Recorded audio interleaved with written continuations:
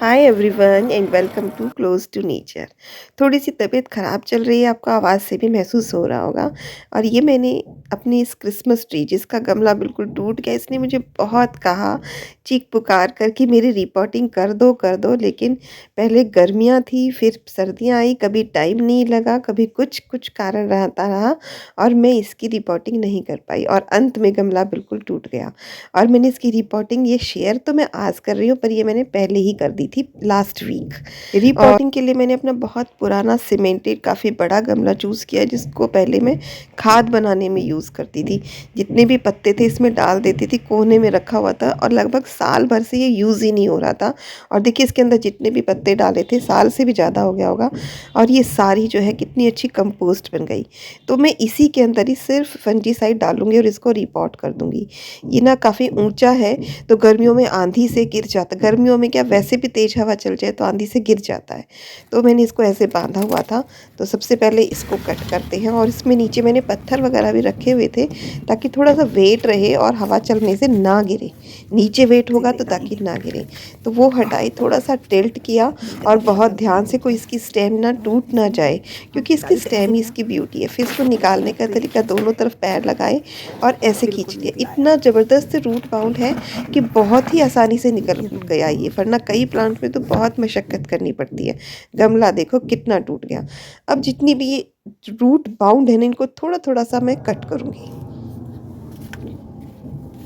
इसके लिए मेरे पास छेनी पड़ी थी, आप खुरपी का भी यूज़ कर सकते हैं। और इससे थोड़ी थोड़ी सी जो एक्सेस जो रूट्स थी ना बाहर की साइड में, इनको मैंने छांग दिया।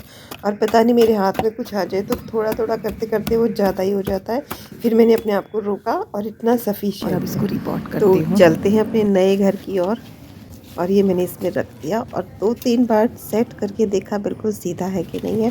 और रिपोर्ट करने के बाद ना फिर भी टेढ़ा ही लगता है, कितनी कोशिश कर रहा हूँ। और इसके बाद इसमें चारों तरफ से मिट्टी डाल दी। जो मिट्टी ली मैंने बिल्कुल वेल ड्रेन सॉइल ली, जिसमें गोबर की खाद मिलाई। जो नीचे मैंने इसमें गमले में ले रखी है वो तो पत्तों की खाद है ही, और इसके अंदर थोड़ा सा रेता भी मिलाया। वैसे मेरा गमला जो सीमेंट का है, तो सीमेंट के गमले में पौधे थोड़े ख़राब कम होते हैं क्योंकि पानी कम रुकता है, एवेपोरेशन का प्रोसेस उसमें चलता रहता है।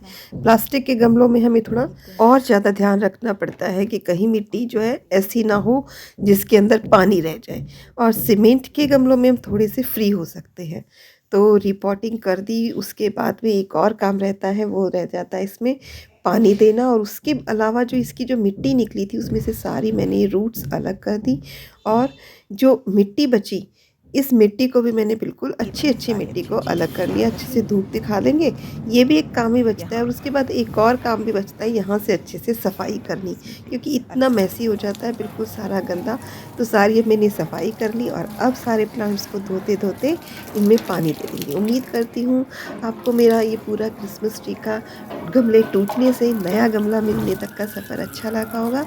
और इसी के साथ आपसे विदा लेती हूँ। मिलते हैं किसी और वीडियो में किसी और प्लांट के साथ। Till then keep gardening, good bye.